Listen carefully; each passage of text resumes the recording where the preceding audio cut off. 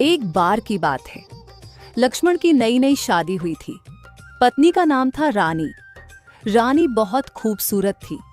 लक्ष्मण के पास खुद की कोई खेती नहीं थी। वो उस गांव के जमींदार बलवंत राय के यहाँ काम पर जाया करता था। एक दिन लक्ष्मण के लिए खाना लेकर रानी खेत जाती है। अरे रानी, तुम क्यों आ गई? मैं आपका कब से इंतजार कर रही थी। आप घर आए ही नहीं, इसलिए मैंने सोचा कि मैं ही खाना लेकर आपके पास चले आती हूँ। वैसे भी घर बैठे बैठे मैं भी तंग आ चुकी हूँ। मुझे घूमना फिरना बहुत पसंद है। इसी बहाने मैंने सोचा मैं भी बाहर टहल लूंगी। दोनों बात कर ही रहे होते हैं, तभी बलवंत राय की नजर रानी पर पड़ती है। वह उस देखता ही रह जाता है। मन ही मन सोचता है, इस लक्ष्मण की पत्नी तो बहुत ही खूबसूरत है। अच्छा, तो इसलिए लक्ष्मण ने इतने दिनों तक अपनी पत्नी को घर में छुपा कर रखा था। कोई नहीं, आखिर आज यह मेरे सामने आ ही गई। इतनी खूबसूरत औरत तो हमारे पूरे गांव में नहीं है। वाकई में लक्ष्मण बहुत अच्छी किस्मत लेकर आया है। लेकिन ऐसे देखा जाए तो इस लक्ष्मण के नसीब में ये नहीं होनी चाहिए। ये तो मेरे जैसे के नसीब में होनी चाहिए, क्योंकि इस लक्ष्मण की औकात नहीं है कि इतनी सुंदर पत्नी इसको मिल सके। इसकी जगह लक्ष्मण के घर नहीं, मेरे घर में है। कुछ ना कुछ जुगाड़ करना होगा। अरे लक्ष्मण, जरा यहां तो आना। जी मालिक, आपने बुलाया? अच्छा, तो ये तुम्हारी पत्नी है? तुमने तुम्हारी पत्नी से मिलवाया नहीं? हाँ मालिक, माफ करना, मैं तो भूल ही गया। इसका नाम रानी है। आज काम थोड़ा ज्यादा था तो घर जा नहीं पाया, इसलिए ये खेत चली आई। अच्छा, वैसे इसे थोड़ा घुमा फिरा दिया करो। घर बैठे बैठे बेचारी तंग आ चुकी होगी। इसे थोड़ा बाहर का माहौल भी तो देखने दो। सबसे घुल मिलकर रहेगी तो अच्छा रहेगा। इसे हमारे बारे में तो पता है ना। नहीं मालिक, यह आपको पहली बार देख रही है। रानी, यह हमारे मालिक है। यह सारा खेत इनका है। हमारे गांव के सबसे रईस आदमी है। हमारा घर इनके भरोसे ही चलता है। जी नमस्ते, आपसे मिलकर अच्छा लगा। वैसे आपका बहुत बहुत शुक्रिया। अगर आप ना होते तो पता नहीं घर का गुजारा कैसे हो पाता। अरे नहीं रानी, इसमें धन्यवाद की कोई बात नहीं है। वैसे हम तो तुम्हारे अपने ही हैं, है ना लक्ष्मण? जी मालिक, आप ठीक कह रहे हैं। अच्छा रानी, तुम जाओ, मैं खाना खा लूंगा। रानी वहां से चली जाती है। बलवंत राय उसे देखता ही रह जाता है। थोड़े दिन बीत जाते हैं। बलवंत राय लक्ष्मण से कहता है, अरे लक्ष्मण, कल हमारा जन्मदिन है। उसके लिए हमने दावत रखी है। तुम अपनी पत्नी को लेकर जरूर आना। जी मालिक, जरूर। आपने बुलाया, ये तो मेरा सौभाग्य है। मैं जरूर आऊंगा। लक्ष्मण, तुम इतने सालों से मेरे यहाँ काम कर रहे हो। तुम मेरे अपनों की तरह हो। तुम्हें तो बुलाना बनता है। और हाँ, रानी को जरूर लेकर आना। इसी बहाने वह हमारा घर भी देख लेगी। जी मालिक, जरूर। दूसरे दिन लक्ष्मण रानी को लेकर बलवंत राय के घर जाता है। बलवंत राय का घर देखकर रानी दंग रह जाती है। इतना बड़ा घर! काश हमारे पास इतना बड़ा घर रहता। ये कितना आलीशान है। यहाँ रहने में कितना मजा आएगा। सचमुच इनके सेठ की तो बात ही अलग है।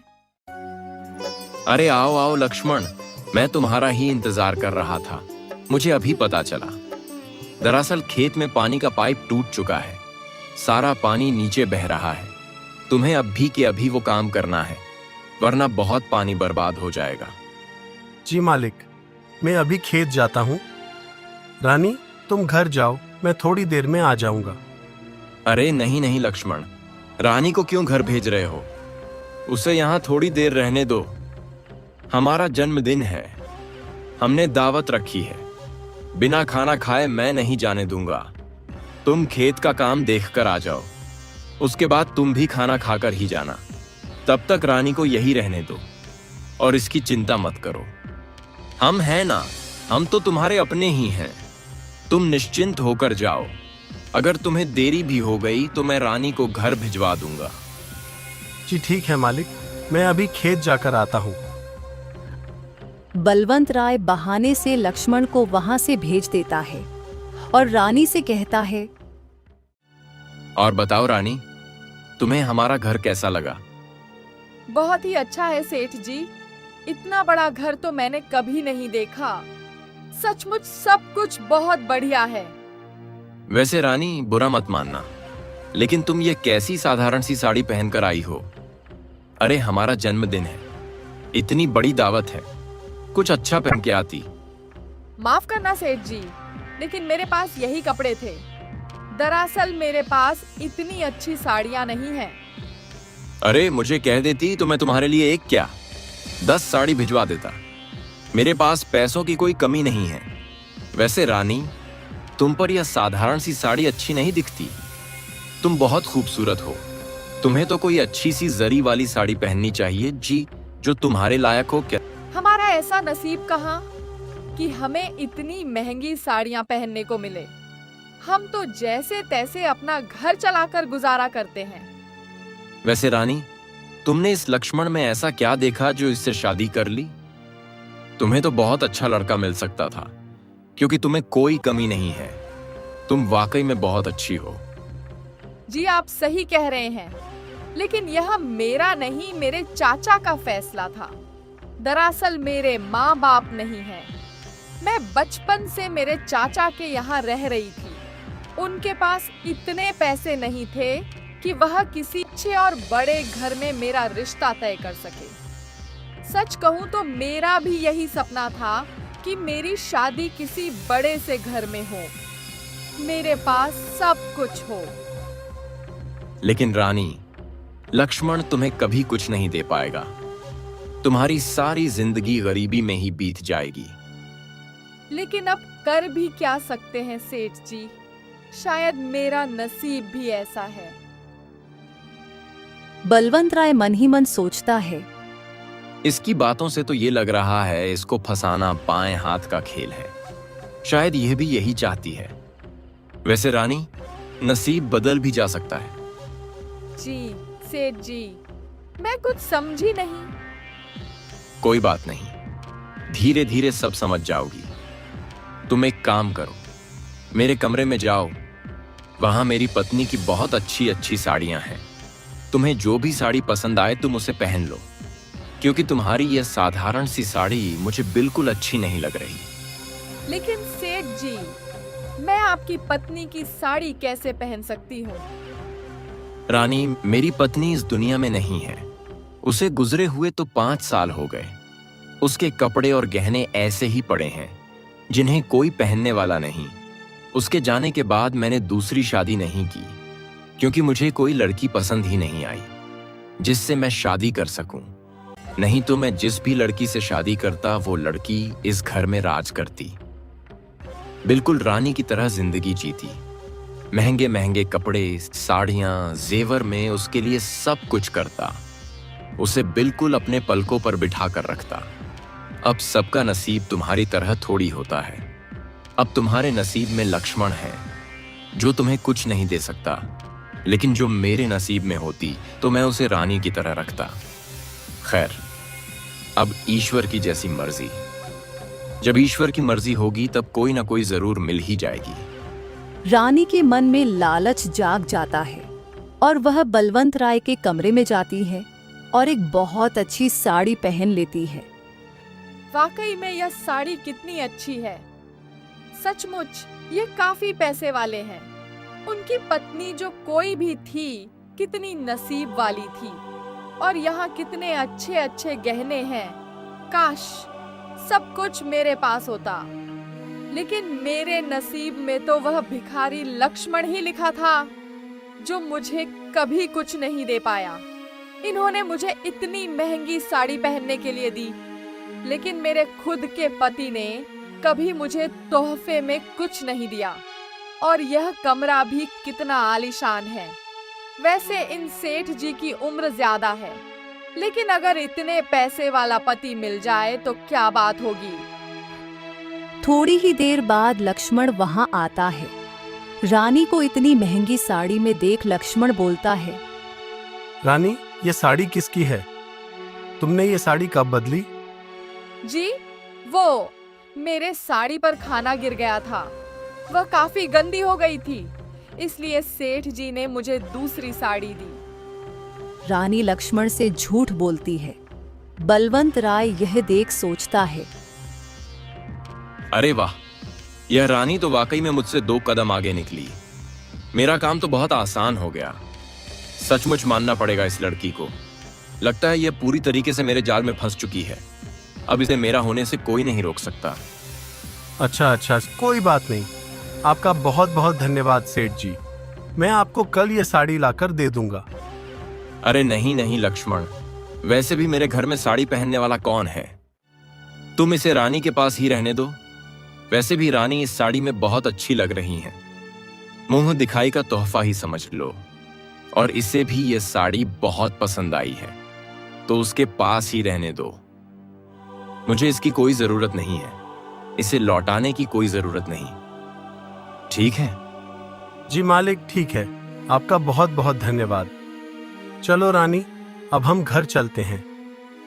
दोनों वहां से चले जाते हैं। ऐसे ही दिन बीतते चले जाते हैं। रानी सोचती है, वह सेठ जी कितने अच्छे हैं। अगर उनकी पत्नी की जगह मैं उस घर में ले लूं तो मेरे तो बहुत ठाठ होंगे। मैं बहुत ऐश और आराम की जिंदगी जीऊंगी। मुझे इस छोटे से और घटिया घर में रहने की कोई जरूरत नहीं पड़ेगी। वैसे भी यह लक्ष्मण मुझे कभी कुछ नहीं दे पाएगा। मुझे कुछ ना कुछ करना होगा और इस लक्ष्मण से पीछा छुड़ाना होगा। रानी भी जानबूझकर सेठ के घर के बाहर टहलने लगती है। बलवंत राय उसे देख उसे अपने घर बुलाता है। कैसी हो रानी, और कहां जा रही थी? जी, वो मैं यहीं से गुजर रही थी।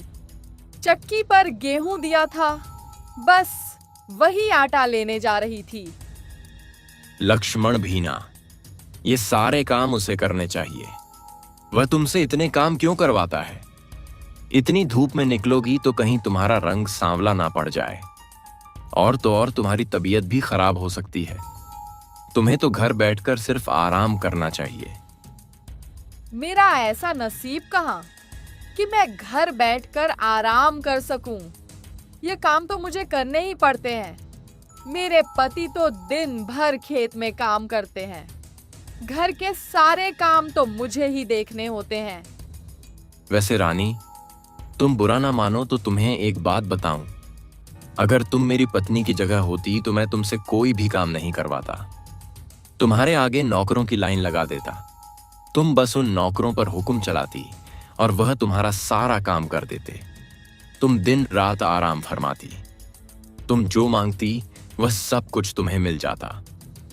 सेठ जी, कहाँ मैं और कहाँ आप? यह कैसे हो सकता है? मेरा नसीब इतना अच्छा नहीं है कि मैं इतने घर में रह सकूं। अरे रानी, मैं चाहूं तो पल भर में तुम्हारा नसीब बदल सकता हूं। बस तुम्हारी एक हाँ की जरूरत है।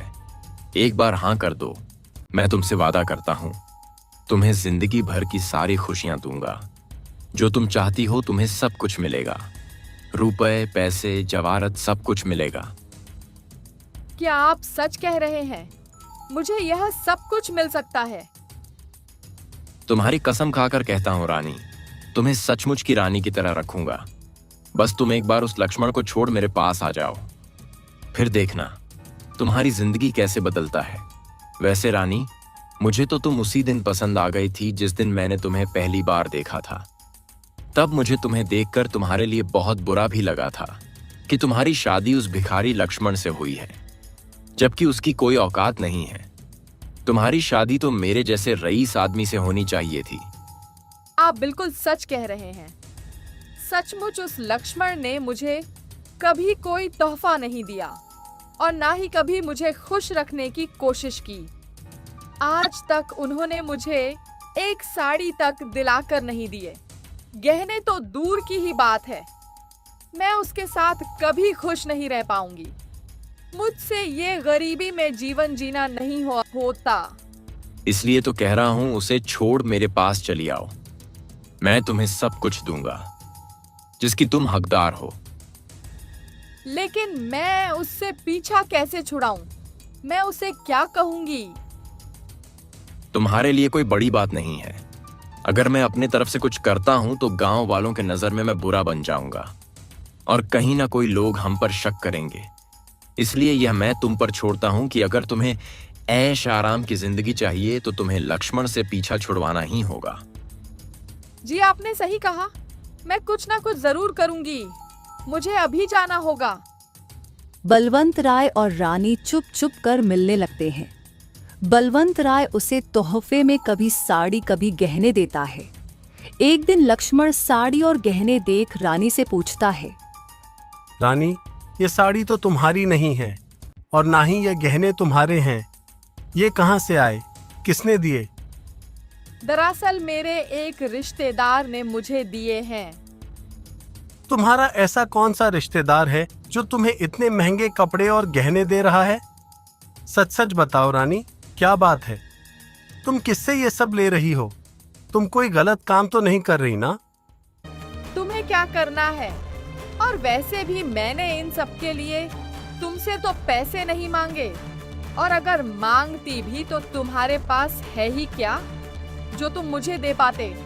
2 वक्त का खाना तो ठीक से झूठा नहीं पाते, और बड़े आए गहने और साड़ी की बात करते हैं। तुम्हारी जानकारी के लिए बता दूं, यह सब मुझे सेठ जी ने दिया है, पर मुझे नहीं लगता इसमें कोई गलत बात है, क्योंकि तुम मेरे लिए कभी कुछ नहीं कर सकते, लेकिन वह सेठ जी मेरे लिए बहुत कुछ कर सकते हैं। वह तुमसे काफी अच्छे और पैसे वाले हैं। तुम अपनी औकात देखो और उनकी औकात देखो। मेरा तो बचपन से सपना था किसी बड़े घर में मेरी शादी हो, लेकिन पता नहीं मेरे चाचा ने तो मैश क्या देखा जो तुम्हारे पल्ले बांध दिया। मैं तो तुमसे शादी करके पछता रही हूँ। मुझे तुमसे पीछा छुड़ाना है। सुन लो, मैं तुमसे तलाक चाहती हूँ और तुमसे छुटकारा चाहती हूँ, ताकि मैं अपनी मन मर्जी कर सकूं। मैं इस बंधन में और नहीं रहना चाहती। तुम जैसी जिंदगी मुझे दे रहे हो, मुझे वह जिंदगी नहीं चाहिए। मुझे आजाद कर दो। लक्ष्मण सारी बातें समझ जाता है कि बलवंत राय और रानी उसे धोखा दे रहे हैं। उसे बहुत बड़ा धक्का लगता है। उसके पैरों तले मानो जमीन खिसक जाती है। तो मेरे पीठ पीछे ये सब चल रहा है और बात इतनी आगे पहुंच गई कि तुम मुझे तलाक देना चाहती हो? अपनी उम्र देखो रानी, और उस सेठ की उम्र देखो। तुम और वो सेठ, छी! मुझे तो सोचते हुए भी शर्म आती है। तुम दोनों के दिमाग में इतनी घटिया बात आई कैसे? मुझे सिर्फ पैसों से मतलब है, उम्र से नहीं। भले ही उनकी उम्र मुझे कहीं ज्यादा है, लेकिन उनके पास तुमसे कहीं ज्यादा धन दौलत, जो तुम मर भी जाओ ना तो भी नहीं दे सकते। मैंने एक बार कह दिया तो कह दिया। मैंने फैसला कर लिया है। मुझे तुम्हारे साथ नहीं रहना। तुम चाहे कुछ भी कर लो, मैं तुम्हारे साथ नहीं रहूंगी। घर को छोड़कर चले जाओ, वरना मैं ही तुम्हारे घर को छोड़कर उनके पास चली जाती हूँ। लक्ष्मण का दिल पूरी तरह से टूट जाता है। रानी उसकी एक नहीं सुनती। लक्ष्मण बाहर चला जाता है और सोचता है, मैंने तो सपने में भी नहीं सोचा था कि सेठ जी और रानी ऐसा कुछ करेंगे। ए भगवान, इतना बड़ा दुख देने से पहले तूने मुझे मार क्यों नहीं दिया? अगर यह मेरी कोई परीक्षा है तो मुझे शक्ति दे कि मैं परीक्षा से लड़ सकूं, और अगर यह मेरे भले के लिए हो रहा है तो मुझे वो भलाई देखने की क्षमता दे। मैं जानता हूं आप जो भी करते हैं वह भले के लिए होता है, और अगर मुझसे कोई गलती हो गई है तो मुझे क्षमा कर दे। मुझे इतनी बड़ी सजा मत दे। मैं अब उस घर में नहीं लौट सकता। कल को यह बात गांव में पता चली तो लोग मेरे मुंह पर थूकेंगे, मेरे बारे में क्या क्या बात करेंगे। मैं लोगों के ताने नहीं सुन सकता। इससे अच्छा मैं अब दोबारा उस घर में नहीं जाऊंगा। वैसे भी रानी ने तो मुझे ठुकरा ही दिया है। उसे मुझसे ज्यादा पैसे से प्यार है। अब मैं इस घर में और इस गांव में और नहीं रह सकता। मुझे यहाँ से कहीं दूर जाना होगा। ऐसा कहकर लक्ष्मण उसे एक गांव को छोड़कर चला जाता है। बहुत दूर जाने के बाद वह बहुत थक जाता है और लोगों से मदद मांगता है। उसकी कोई भी मदद नहीं करता।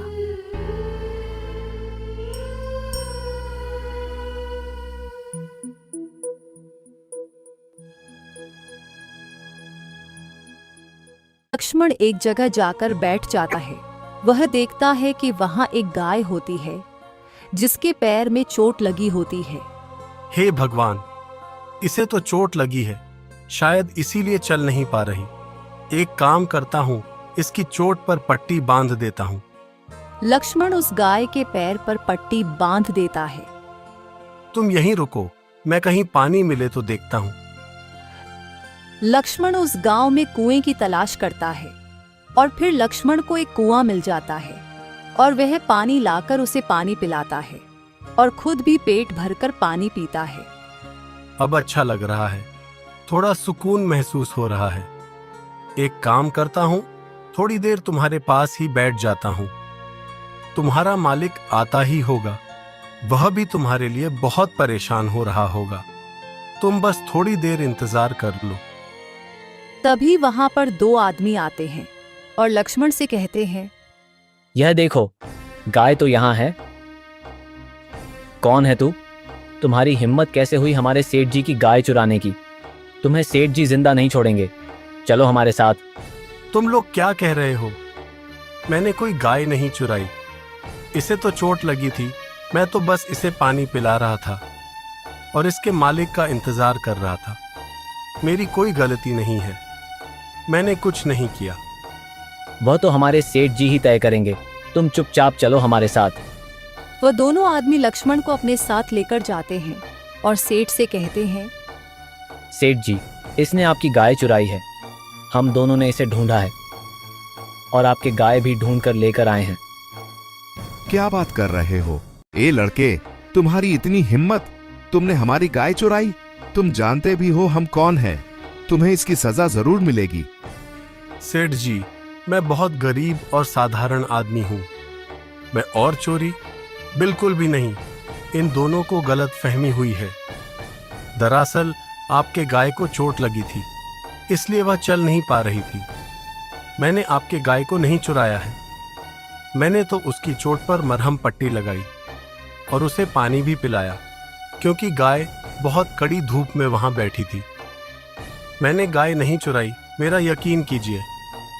सेठ गाय को जाकर देखते हैं तो उसे सचमुच उसके पैर पर पट्टी बंधी हुई दिखाई देती है। सेठ जी सारी बातें समझ जाते हैं और बोलते हैं, तुम बिल्कुल सच कह रहे हो। माफ करना, मेरे आदमियों से गलती हो गई। और तुम दोनों, तुम मुझे पूरी बात नहीं बता सकते थे? पहले पूरी बात का पता लगाया करो, उसके बाद ही किसी पर इल्जाम लगाया करो। जानबूझकर तुमने इस निर्दोष आदमी पर इल्जाम लगा दिया। आज तुम्हारी वजह से हम एक निर्दोष आदमी को सजा देने जा रहे थे।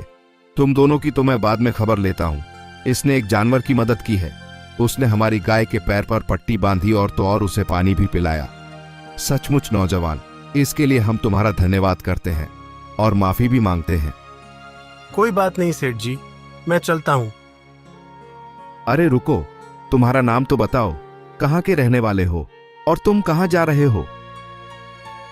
जी सेठ जी, मेरा नाम लक्ष्मण है और मैं कहाँ जा रहा हूँ इसका तो मुझे भी पता नहीं है। मेरा कोई ठिकाना नहीं है। पता नहीं, जहाँ ईश्वर भेजेगा वहां चला जाऊंगा। लक्ष्मण, कोई परेशानी है क्या? तुम हमें बता सकते हो। मैं तो कहता हूं, अभी समय भी काफी हो चुका है। तुम आज की रात यहीं रुक जाओ। नहीं सेठ जी, मैं आपको तकलीफ नहीं देना चाहता। अरे इसमें तकलीफ कैसी?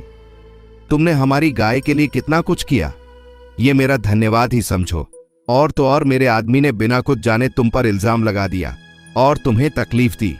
इसके लिए मैं माफी के तौर पर तुम्हारी खातिरदारी करने का एक मौका चाहता हूं। आज की रात यहाँ रुक जाओ, सवेरे चले जाना। लक्ष्मण के पास भी कोई सहारा नहीं था। वह मान गया और उस रात वहीं रुक गया। लक्ष्मण को एक कमरा दिया गया। लक्ष्मण को बहुत ही स्वादिष्ट भोजन परोसा गया।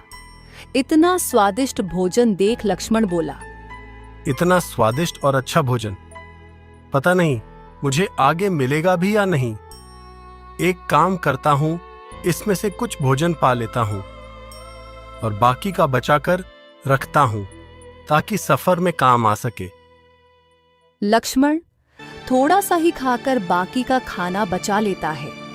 यह सब सेठ प्रेमचंद देख लेता है और मन ही मन सोचता है, ये आदमी मेरे बहुत काम का है। मैं जो देख रहा हूं वह मेरे लिए इस आदमी को समझने के लिए काफी है। मैं कल सवेरे ही इससे बात करता हूं। फिर दूसरे दिन प्रेमचंद लक्ष्मण से बोलता है, लक्ष्मण, वैसे तुम यहां से कहां जाने वाले हो और तुम काम क्या करते हो?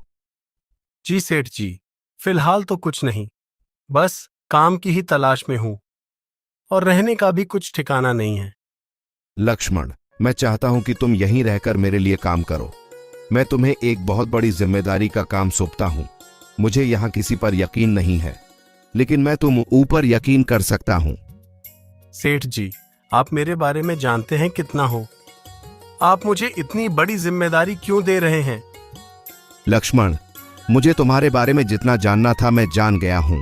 जो आदमी जानवरों की इतनी परवाह करता है, और तो और जो आदमी अपने खाने में से थोड़ा सा निवाला खाकर उस खाने को बचाता है ताकि भविष्य में काम आ सके, उस आदमी पर आंख बंद करके यकीन कर सकता हूं। मैं अच्छी तरह से जानता हूं कि तुम मेरे भरोसे को कभी नहीं तोड़ोगे। तुम आज से यहीं रहोगे और मेरे साथ काम करोगे। मेरे पास बहुत सारे खेत हैं, उसमें काम करने वाले बहुत मजदूर हैं। उन सारे मजदूर की जिम्मेदारी मैं तुम्हें देता हूं। सारे मजदूर की और उनकी तनख्वाह की देखरेख भी तुम करोगे। और हां, अब तुम ही बताओ, तुम क्या तनख्वाह लेना पसंद करोगे? जो तुम मांगोगे मैं तुम्हें दूंगा। आपने मेरे लिए जितना किया उतना ही काफी है।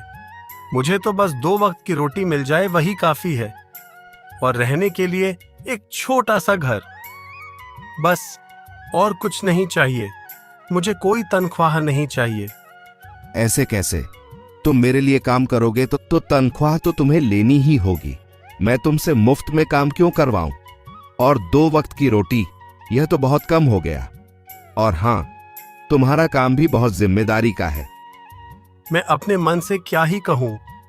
जो आपको देना है दे दीजिएगा, लेकिन अभी नहीं। मेरी तनख्वाह आप अपने पास ही रखिए। जब मुझे जरूरत पड़ेगी तब मैं आपसे मांग लूंगा। अच्छा ठीक है, चलो अब काम पर लग जाओ। मैं अशोक से कहकर तुम्हें सारा काम समझाने के लिए कहता है। लक्ष्मण वहां बहुत लगन से और ईमानदारी से काम करने लगता है। लक्ष्मण के आने से खेत के सारे मजदूर भी बहुत खुश हो जाते हैं। वह उनसे बहुत अच्छे से पेश आता है। प्रेमचंद सेठ लक्ष्मण की ईमानदारी से बहुत प्रभावित होते हैं। वह उसकी हमेशा तारीफ करते हैं। महीने बीतते चले जाते हैं। वह कहते हैं ना, जब अच्छे दिन आते हैं तब दुश्मन भी बन ही जाते हैं। ऐसे ही जलने वालों में एक नाम अशोक का भी होता है। अशोक वही काम करता है जो लक्ष्मण की तरक्की देख उससे जलने लगता है। यह कल का आया लौंडा बहुत उड़ रहा है, इसके पर काटने होंगे। मुझे इस सेठ जी के नजरों में इसे गिराना होगा ताकि सेठ जी से उसे लात मारकर यहां से निकाल दे। अशोक एक चाल चलता है और चोरी चुपके प्रेमचंद के कमरे में जाता है और वहां प्रेमचंद का एक मोती वाला हार लाकर लक्ष्मण के कमरे में रख देता है। और फिर दूसरे दिन जब प्रेमचंद तैयार होता है तो उसे अपना हार दिखाई नहीं देता। वो नौकर से पूछताछ करता है तो अशोक कहता है, सेठ जी, आपका वह हार लक्ष्मण ने चुराया है। आप उसकी कमरे की तलाशी लीजिए, आपको हार वहीं मिल जाएगा। ये तुम क्या बकवास कर रहे हो? लक्ष्मण ऐसा काम कर ही नहीं सकता। और तुम्हारी उससे क्या दुश्मनी है जो तुम सीधे लक्ष्मण का नाम ले रहे हो? तुम्हारे पास क्या सबूत है? सेठ जी, मैं आपसे कह रहा हूं ना, आप एक बार लक्ष्मण के कमरे की तलाश लीजिए, आपको हार वहीं मिल जाएगा। दरअसल सेठ जी लक्ष्मण जैसा दिखता है वैसा है नहीं। उसने आपको अपनी बातों के जाल में फंसाया है। उसने जानबूझकर यह दिखाया कि वह बहुत गरीब और ईमानदार है, जबकि सेठ जी वो एक धोखेबाज है, लोगों को लूटने का काम करता है और वह यहां यही करने आया है। आप उसके जाल में आ गए और उसे यहां रख लिया। देख लेना सेठ जी, एक दिन वह आपको बर्बाद करके छोड़ेगा। आपको मुझ पर यकीन नहीं आता तो आप उसके कमरे में जाकर क्यों नहीं देख लेते? क्या बकवास किए जा रहे हो? हमें तुम्हारी बातों पर बिल्कुल भी यकीन नहीं है, लेकिन फिर भी तुम्हारा मुंह बंद करने के लिए हम लक्ष्मण के कमरे की तलाशी लेते हैं। बाकी मुझे लक्ष्मण पर पूरा भरोसा है कि लक्ष्मण ऐसा कर ही नहीं सकता। फिर प्रेमचंद अशोक के साथ लक्ष्मण के कमरे में जाता है और तलाश करने लगता है। लक्ष्मण कहता है, क्या बात है अशोक जी और सेठ जी, आप यहाँ? कुछ हुआ है क्या? उसकी बातों का कोई जवाब नहीं देता। तभी अशोक बिस्तर के नीचे से हार निकाल लेता है और सेठ से कहता है, देखिए सेठ जी, यही वो हार है। मैंने आपसे कहा था ना कि यह हार लक्ष्मण ने ही चुराया है। अब तो आपको मेरी बातों पर यकीन हो गया ना कि मैं झूठ नहीं बोल रहा था। मैंने इस लक्ष्मण की सच्चाई बहुत पहले ही जान ली थी, लेकिन मेरे पास कुछ सबूत नहीं था। आपकी आंखों पर इसकी ईमानदारी की पट्टी जो बंदी थी, लेकिन अब आपको पता चला कि यह कितने बड़ा धोखेबाज है। ये सारी बातें सुनकर सेठ जी के पैरों तले जमीन खिसक जाती है और लक्ष्मण को भी बहुत बड़ा धक्का लगता है। ये हो क्या रहा है? ये हार यहाँ कैसे आया? सेठ जी, मैंने कोई हार नहीं चुराया। मैं तो खुद हैरान हूँ कि मेरे कमरे में कैसे आया। झूठ मत बोल साले, पकड़ा गया तो नाटक कर रहा है। ये हार तूने ही चुराया है। मैं तो तुझे बहुत पहले ही पहचान गया था कि तू यहाँ चोरी करने की इरादे से आया है। नहीं तो आप ही सोचिए सेठ जी, बिना तनख्वाह के या आपके लिए काम कर रहा था और बदले में सिर्फ 2 वक्त की रोटी मांग रहा था। वह इसलिए ताकि आप इस पर यकीन कर सके और इसे आपके तिजोरी पर हाथ साफ करने का मौका मिले। आज उसने आपका हर चुराया है, कल को यह तो आपकी तिजोरी ही साफ कर जाता और आपको पता भी नहीं चलता। सेठ जी, इसे सजा जरूर मिलनी चाहिए। नहीं सेठ जी, यह सरासर झूठ है। मैंने ऐसा कुछ नहीं किया है। आपको तो मुझ पर यकीन है ना? आप कुछ बोलते क्यों नहीं?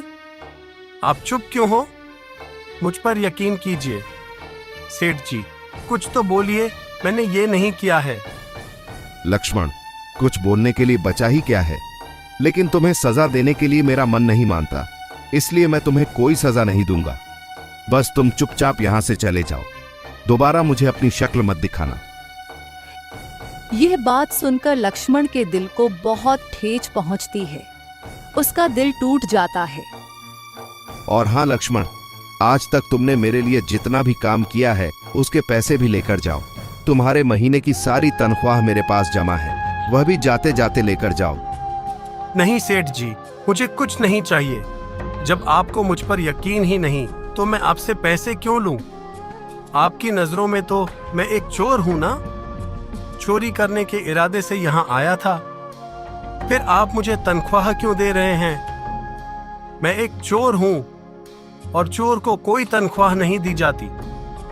मैं जा रहा हूं सेठ जी, मुझे कुछ नहीं चाहिए।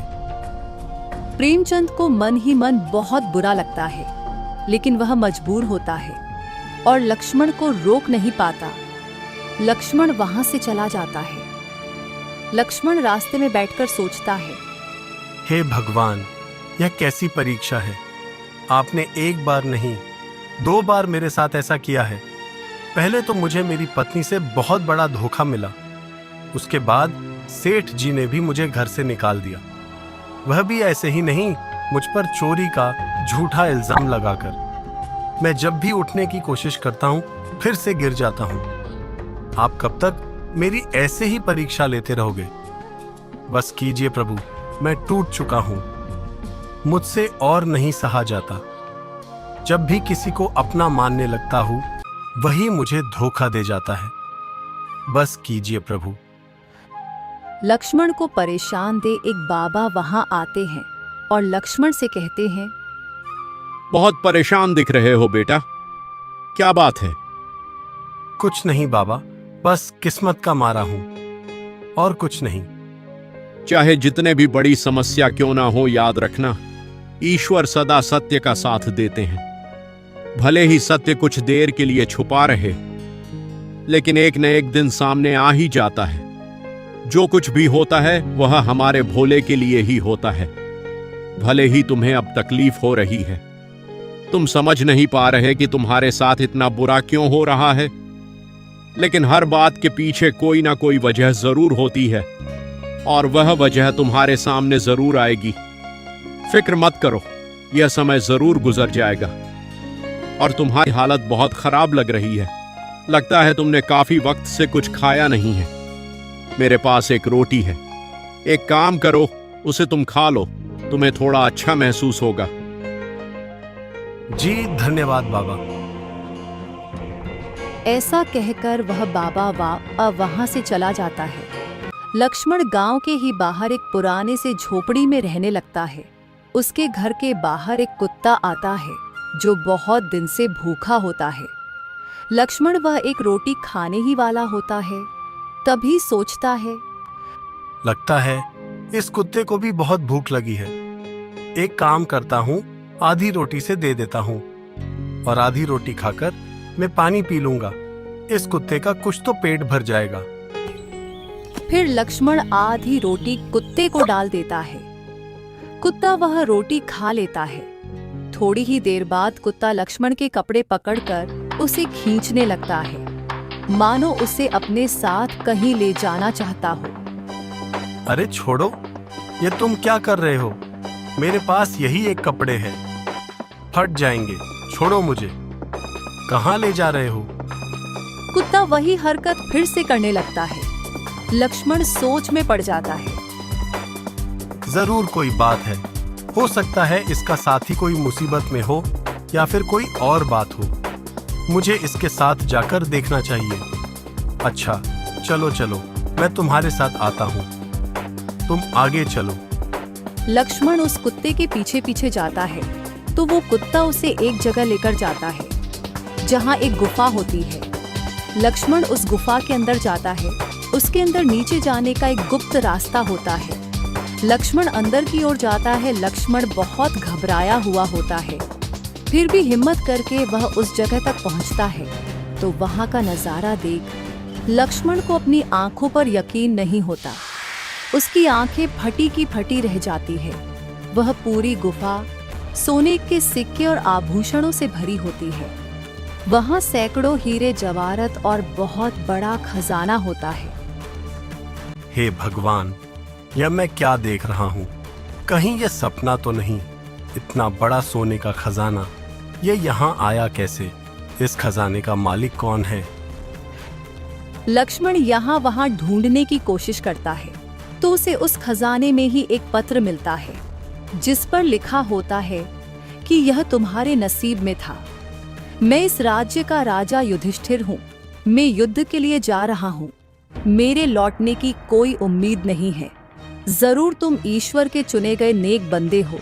इस खजाने का इस्तेमाल तुम जरूरतमंद की मदद करने के लिए करना, या फिर तुम्हें जरूरत हो तो तुम रख लेना।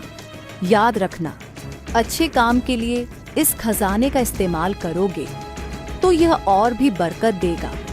अगर बुरे काम के लिए इस्तेमाल करोगे तो यह तुम्हें बहुत बड़ी सजा देकर जाएगा। यह खत पढ़कर लक्ष्मण के पैर तले जमीन खिसक जाती है। इसका मतलब इस खजाने का मालिक मर चुका है। यह खजाना पूरा मेरा है। हे भगवान, मैं तो सोच भी नहीं सकता था कि तू मुझे इतना कुछ देगा। मैंने तो इसकी कभी उम्मीद भी नहीं की थी। तेरा बहुत बहुत धन्यवाद भगवान। मैंने तो सिर्फ इस कुत्ते को आधी रोटी का टुकड़ा खिलाया था, उसके बदले में तूने मुझे इतना सब कुछ दे दिया। सचमुच भगवान, तेरी लीला अपरंपार है। तो कुछ भी कर सकता है, तेरी लीला तू ही जाने। आज के बाद मेरी तरह कोई भूखा नहीं रहेगा। मैं हर जरूरतमंद की मदद करूंगा। मैं इस खजाने का इस्तेमाल अच्छे काम के लिए करूंगा।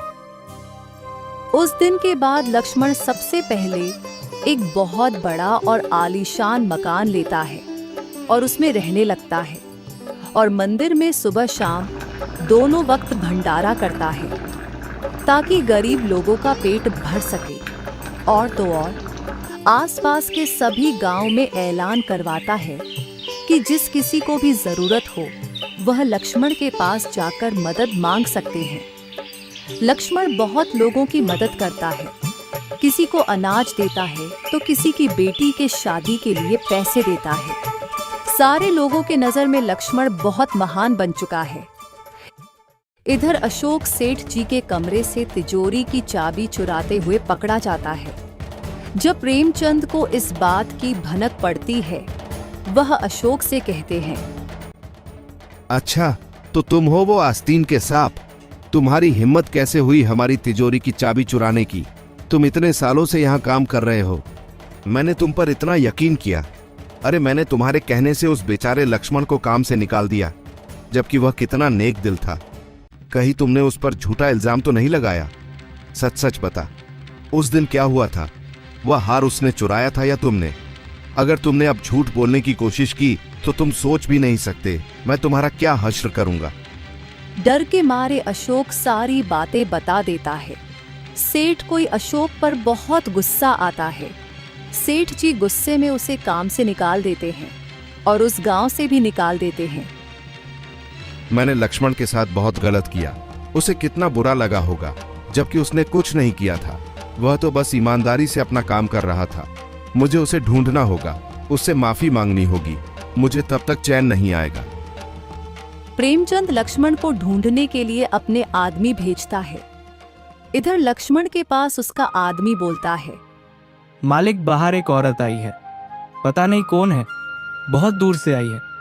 वह कह रही थी कि उसे काम की बहुत ज़रूरत है, बस 2 वक्त की रोटी ही मांग रही है और उसके पास रहने का भी कोई ठिकाना नहीं है, रहने के लिए जगह भी मांग रही है। अच्छा, कोई बात नहीं, तुम उस औरत को अंदर भेज दो।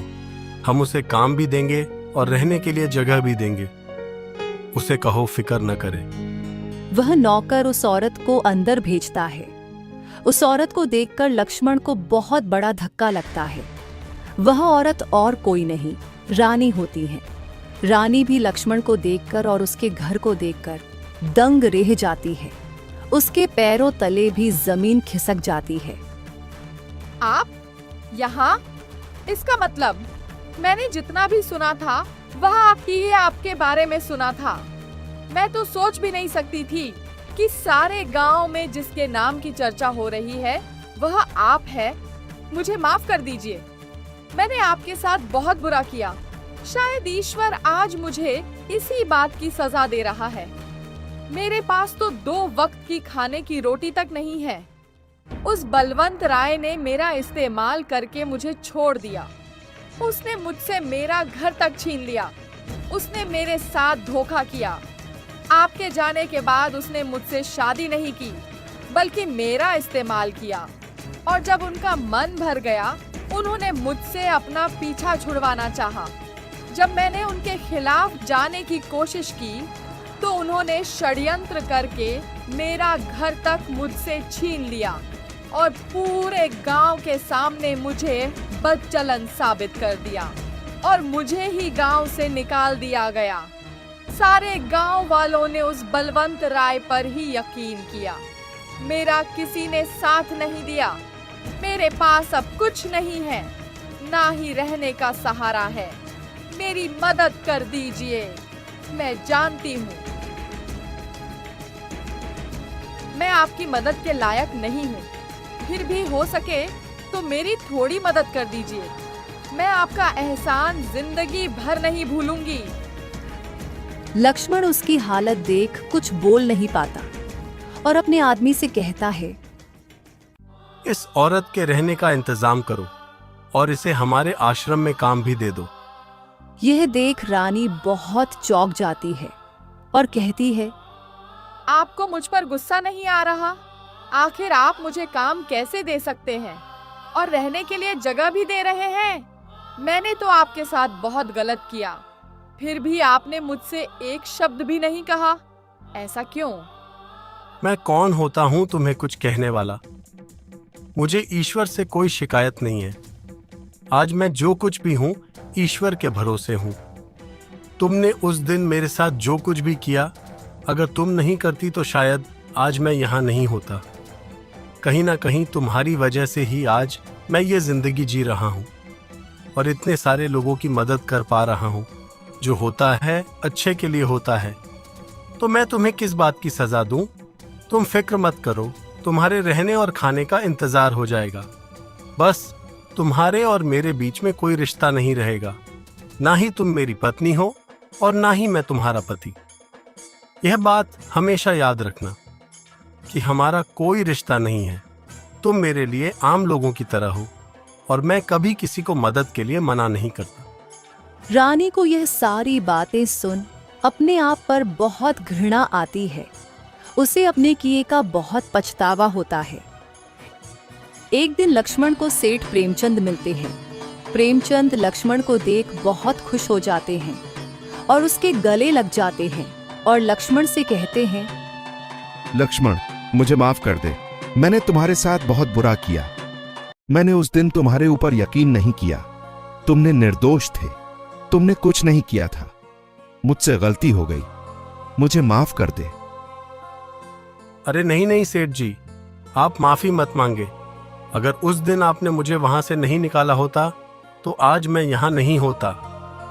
आज देखे सेठ जी, हजारों लोगों का पेट भर रहा है, हजारों लोग काम कर रहे हैं, उनका घर अच्छे से चल रहा है, वह काफी खुश है। आज कोई भूख से नहीं मर रहा। सारे लोगों के पेट आराम से भर जाते हैं।